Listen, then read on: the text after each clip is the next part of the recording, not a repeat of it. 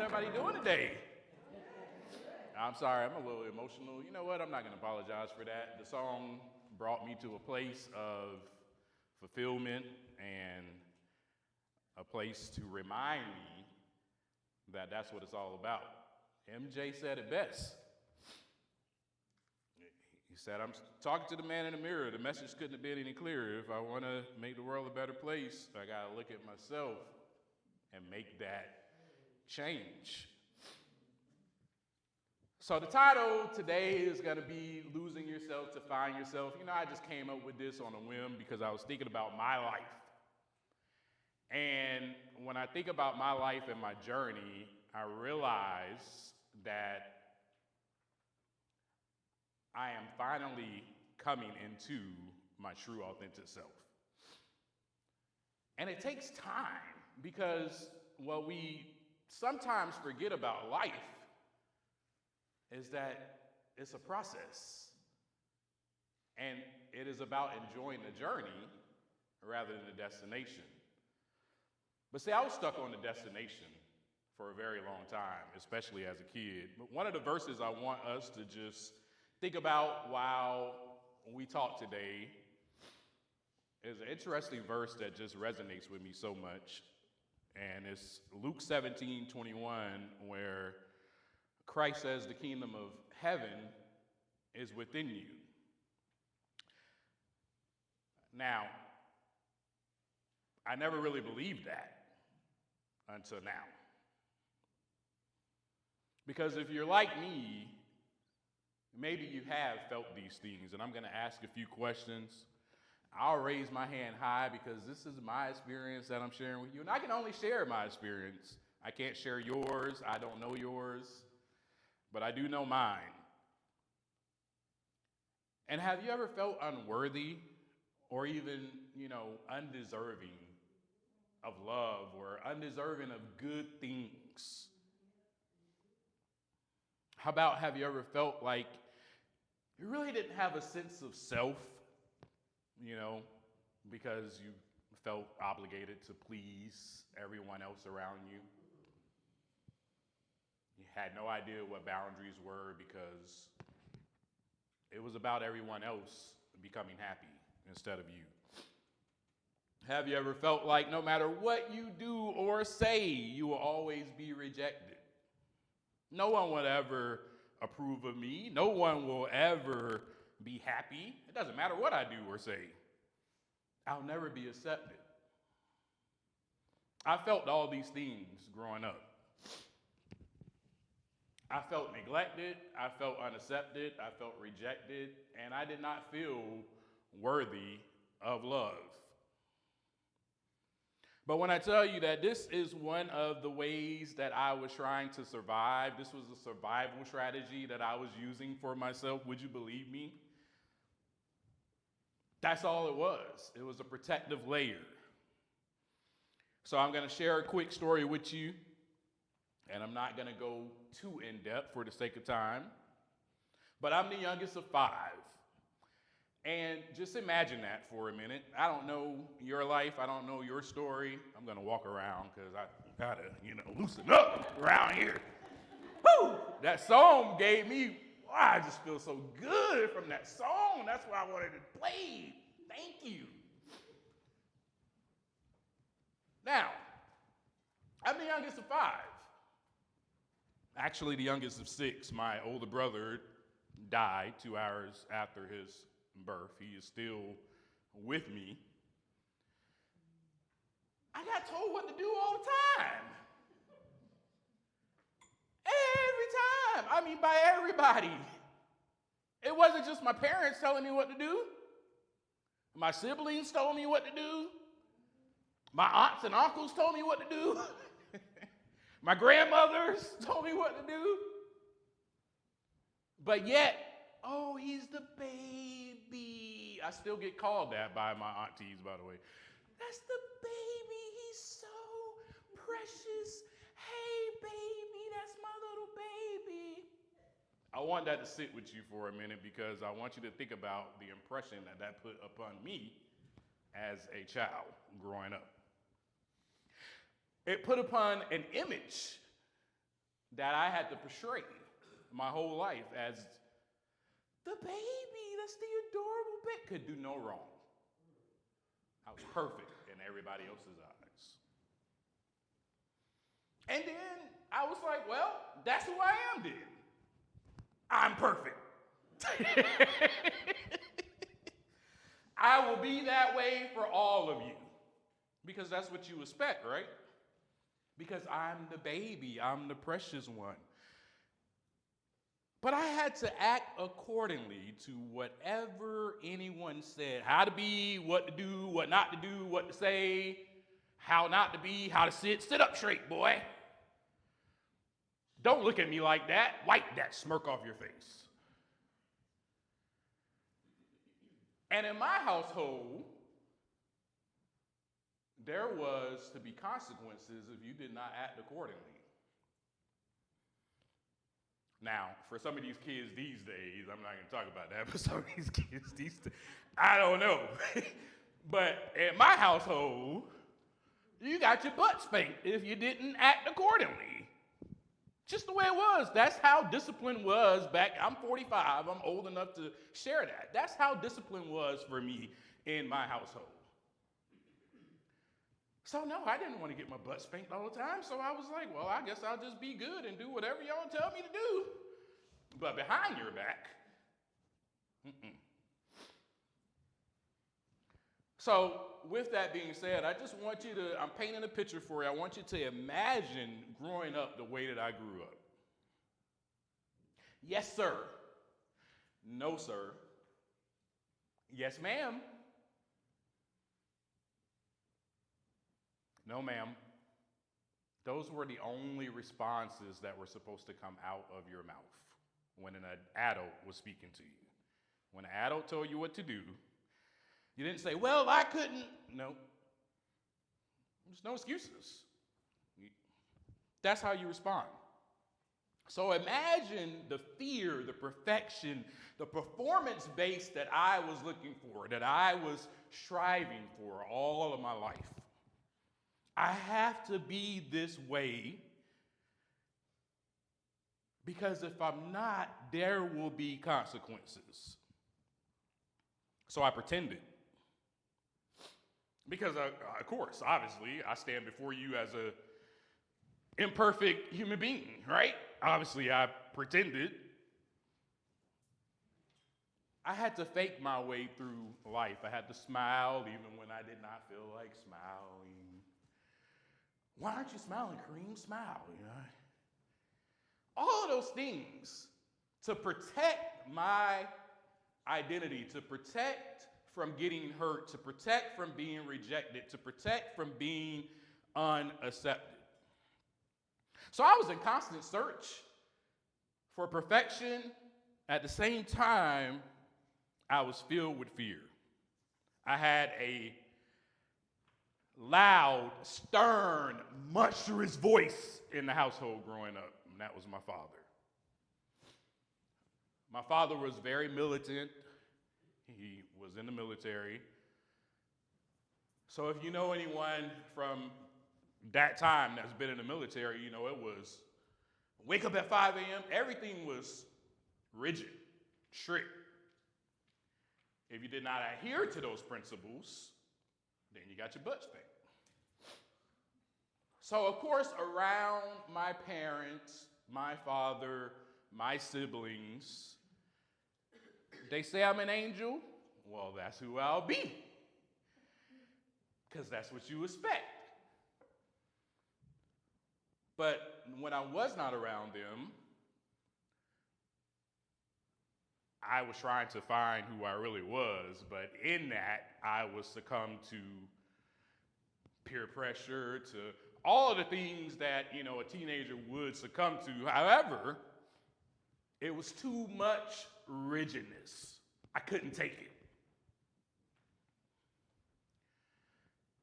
So I was introduced to this substance that made me feel courageous, made me feel that I had no fear. I could stand up to my dad. I could stand up to anybody. And that substance is alcohol. And when I first tasted that substance, I didn't spit it out. It wasn't nasty to me. It felt great. That was the actual feeling that I got from it. I felt powerful. I felt like no one could stop me. And I felt like I could be myself, but really, I didn't know who I was. I still was searching for that. I didn't know. So that went on for years and years and years of trying to find myself inside of a bottle, which I know to you doesn't make any sense, and even to me now doesn't make sense, but it does make sense at the same time.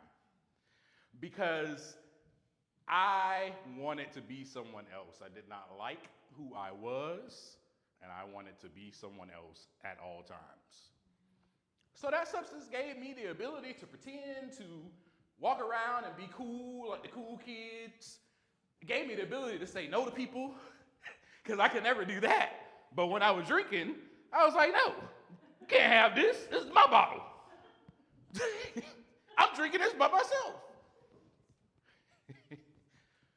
But without that, I could not say no. No, I was in fear. No, yes, ma'am.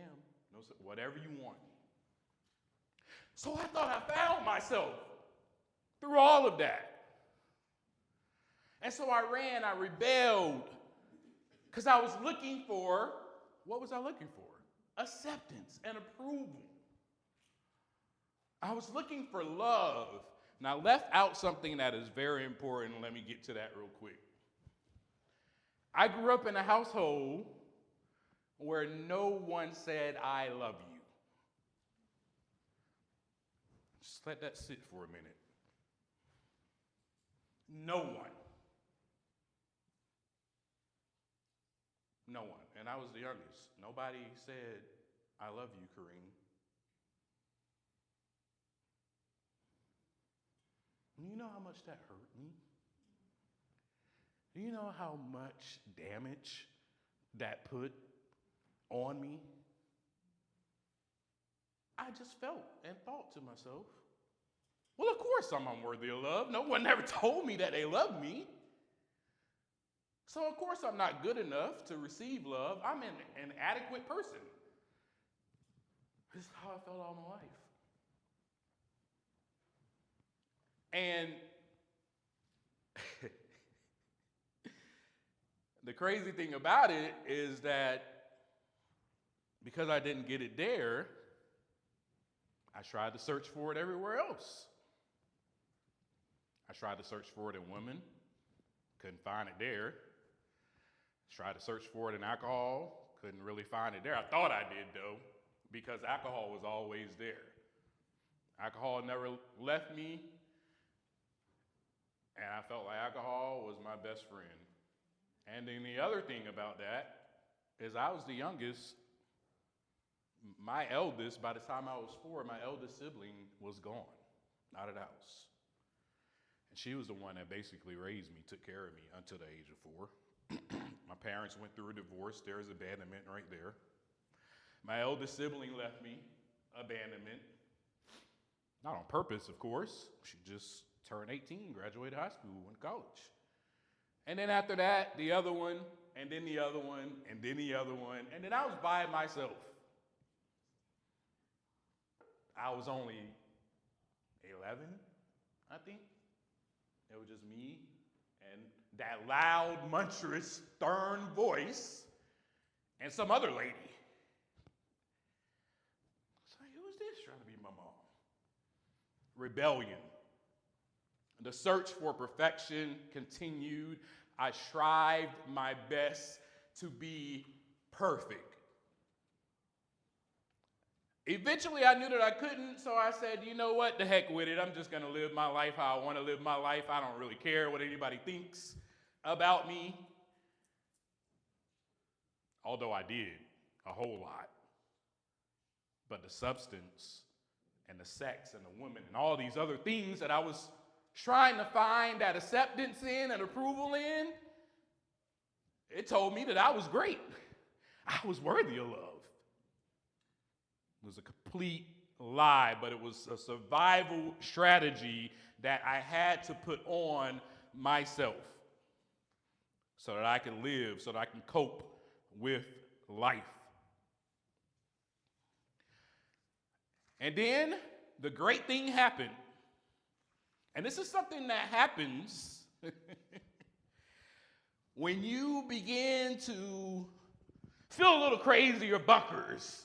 You begin to kind of grieve that person because you're like, wait, this isn't really me, is it? And I started to grieve that. And as my search for love and approval and all these things led me into the wilderness. And I'll just share with you an example of someone that we know that was led into the wilderness, and that is Christ. He was led into the wilderness, into the desert. It says that in the scripture. He was led by the Spirit. I was led into the wilderness. I got kicked out of my mom's house because of me. It wasn't her fault. And I was filled with shame and guilt and manipulation and selfish acts to where she had had enough. I get it, I understood. But at that time, I didn't, because it was another reflection of, oh, I am not good enough, she does not love me. And you still haven't told me you love me, but you just kicked me out of the house. You still haven't. All these years, I'm 30-something years old, and you kicked me out. So more trauma and me feeling low, which led to depression, which led me to being homeless. And then finally, one day in that wilderness, the voice that I've been wanting to hear all my life said, "This is not you." And I'm so grateful that that voice said that to me, my inner being. This is not you. You don't have to be out here. And so I sought help after that. But I still was dealing with the search for perfection. I still was dealing with that on the inside. I still was looking for that approval. So I went everywhere looking for it. I went to church. And I hate to say this or burst anybody's bubble. It has nothing to do with you, but I didn't find it in church. I went to some of these recovery meetings. I didn't find it there. And then finally, something else happened to where I heard another voice 3 years later after that. This is not you. You are worthy of love. You are good enough. Why are you doing this to yourself?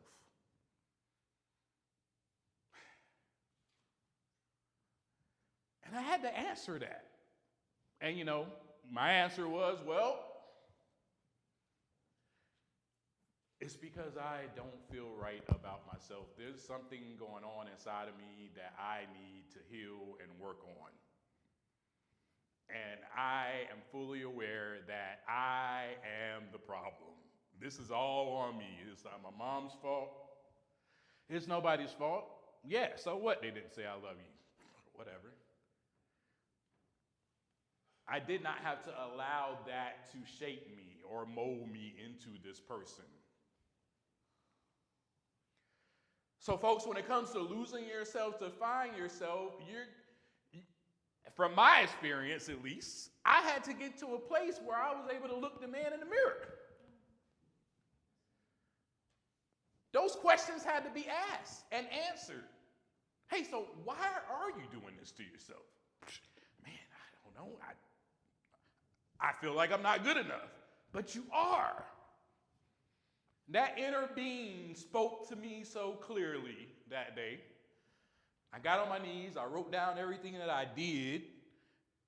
I didn't say that I was those things. I wrote down what I did, my behavior.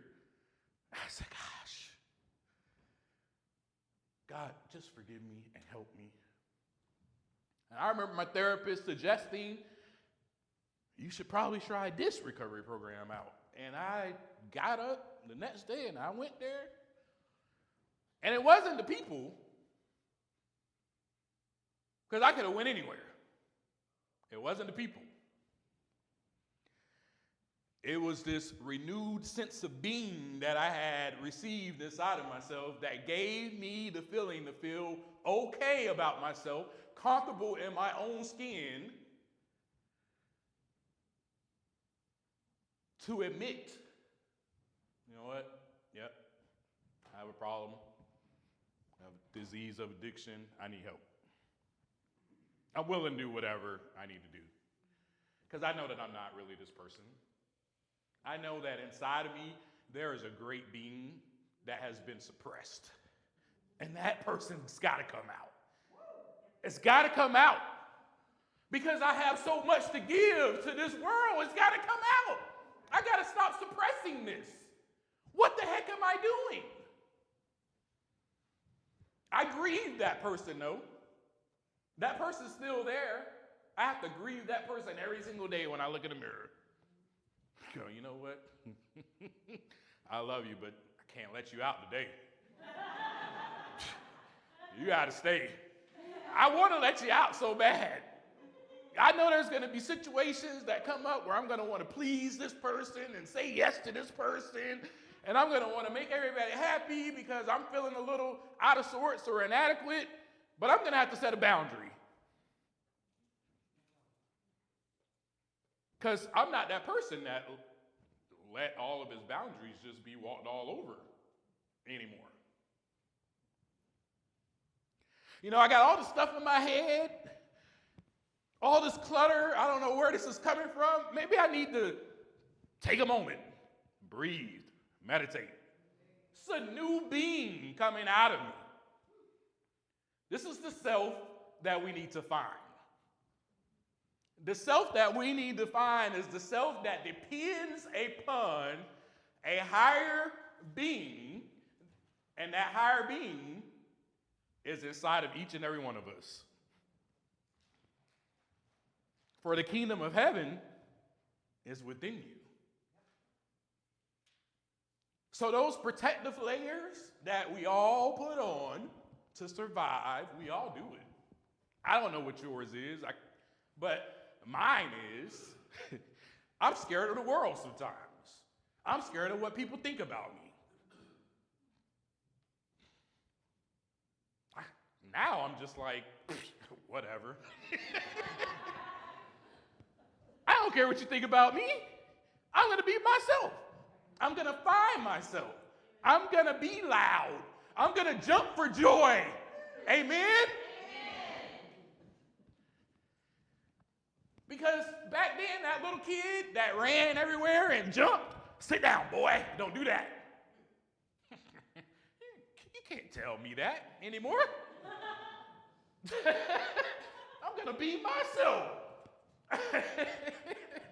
I'm going to dance and do the boogie woogie if I want to. No one can stop me.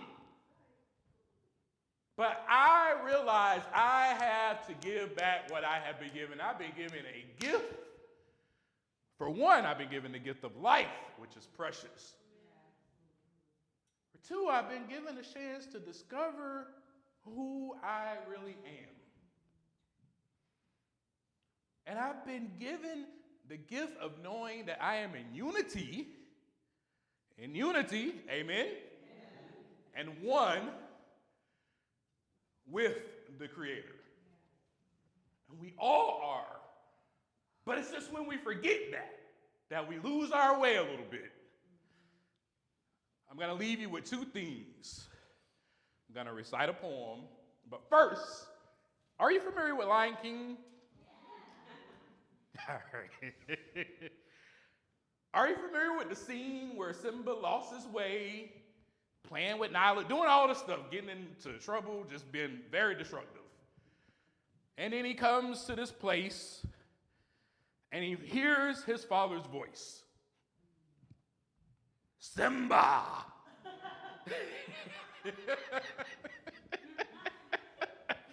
And he's, I thought my dad was dead. Are you speaking to me? And happens to see he's standing over a water, or crouching, I don't know, I'm not a lion. And he sees nothing at first. And then he sees his father say, remember who you are.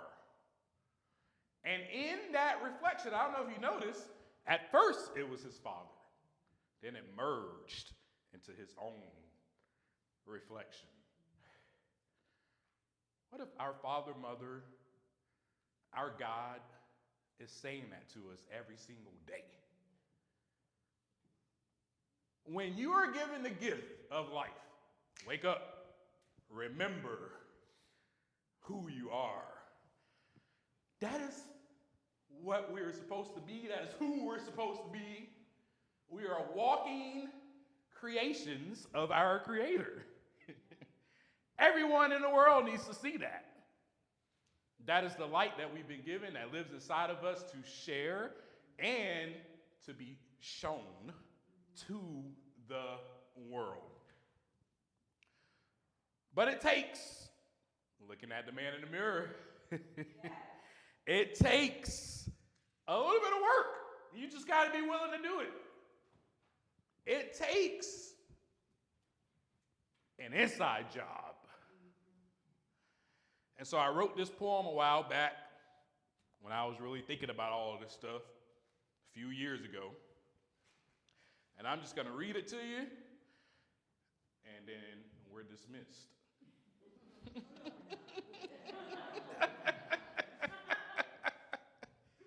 This is called Inside Job. I need to get my other book published, live my dreams in life, love it, clean up my house, soak out of life these lessons with sponges, get the scrubbing the bacteria from the inside of my organs.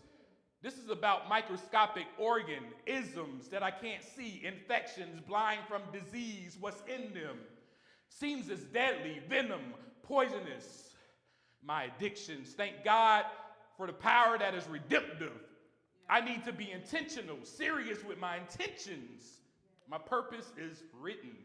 Let's get deep and pull out what's under the surface and hidden. An angry man that's grieving and hurting. Can't trust anyone because you'll leave me deserted.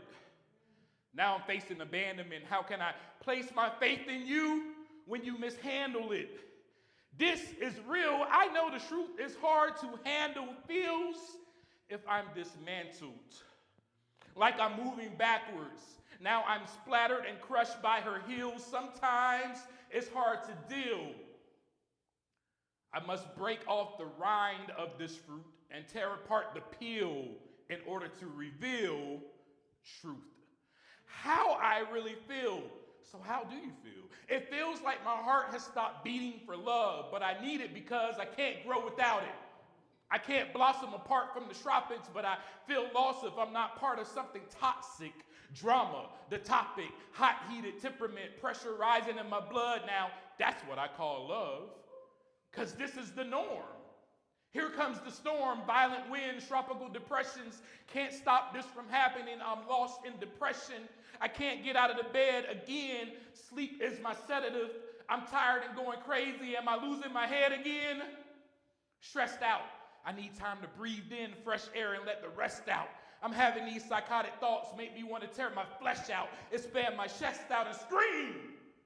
So many demands as if I'm on demand on the TV screen. Television. This picture is telling lies to my vision. I can't escape my mind. I'm locked in prison. Nightmares are vivid, clear as the day. Lucid dreams with images and scenes that are mimicking, triggering the post-traumatic events from my memory. Visuals are leaving me visually impaired. I'm so scared, terrified, frightened on the inside. This kid in me is afraid of the dark and wants to live in the light so my eyes can see whatever it is that wants to play hide and seek. These ghosts keep trying to invoke my mind, reminding me of my past. Well, it's post behind me. So I approach the light to find peace. Float to the heavenly rims with spread wings. Shine my light and blind them with full beams. So bright this light is something like you never seen. Who is that up in the sky? Oh my, it's me. Living this moment with no fright, fear, or anxiety. Killing my opponent with the truth. Because this other voice is filled with abuse. That's inside of me. And it likes to lie to me. Full of so many desires, but my spirit is desiring to be one with the divine in me. Learn from life lessons. I guess that's what this quest is. Find balance, contentment, and not become restless. Ask God for direction. Correct my thinking. Asking what my next step is before I make decisions I'll be regretting. I only want to be stepping forward in the right direction toward heaven on earth.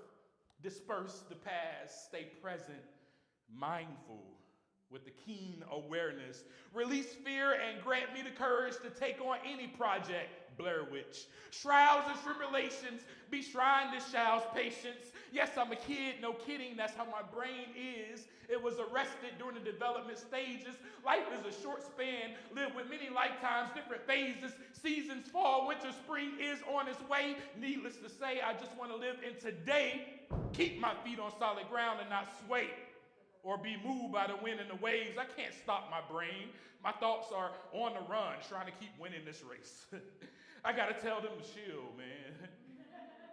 My thoughts stay active like track and field, attacking me, tackling like an athlete, practicing drills. Sometimes I gotta sit still, but still this life gets dirty. My jersey is filled with mud and my muscles are hurting from this tug of war. I'm sore from this tussle. This whole 8-hour hustle makes me forget that I even have a gift. By the time I get home, I want to close my eyes and quit. But I know I must keep going after my passion. So I'm asking for strength. Please keep me passionate. Light some fire up under my tush. And keep me turning and rotating and make sure my insides are cooked, purified. Stay true inside. Made so many bad decisions. I question sometimes, who am I? But thank God my identity isn't wrapped up in anything that I have done. I am made in the image of the one mighty creator who takes the heart and shapes it and scrapes the dirt out and takes the hurt out and makes a precise incision. These pages that I wrote are nonfiction. My life is still written. It's a book. Look, keep reading along in this chapter and you'll see I'm sleeping alone at times. I can't cope with my emotions. I'm on a roll. I lose hope. Will I always be alone, come home and no one greets me? Can't say I don't miss that. Then the truth, I won't be speaking. But only sometimes I don't miss the voice behind the door that used to speak it. Consequences of my choices I'm reaping. Divorce was not supposed to be an option, but I had to let go or be forced to deal with the mistreatment. Then I started treating these women how I was treated. My heart can be so misleading. I fell apart. I was torn. My heart was bleeding. I couldn't stop from leaking. Emotionally wounded. Got scars from this beating. Now I feel my heart is beating for the right things. So I get creative and use my right brain. My left side analyzes everything like, why does 1 + 1 = 2? When the only one who tried to make the relationship work was you, and that still equals 1. Man, I feel so unbalanced with no equilibrium. I haven't shed a tear in a while. I think I'm becoming numb.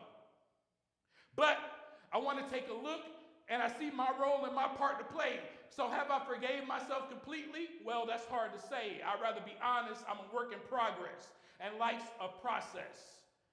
I'm worth the work it takes to heal my wounded insides. And in time, I will be restored and help me give up my will and my life over to the one who understands me. Man, I'm okay on the inside because my face says that there's a smile, but sometimes that's fake, and I'm great at wearing a disguise, but there's a child that's scared and frozen and paralyzed because this world is cold and sick, so I'd rather sit and hide. But I've analyzed and I've gathered all this truth from the inside. It takes work and it's a job to keep my mind revised and renewed, to let go and be transformed, to become new, and to become my true self, not become you or any other person. My purpose is to thine own self. I must remain true. Inside job. Light of God surrounds us.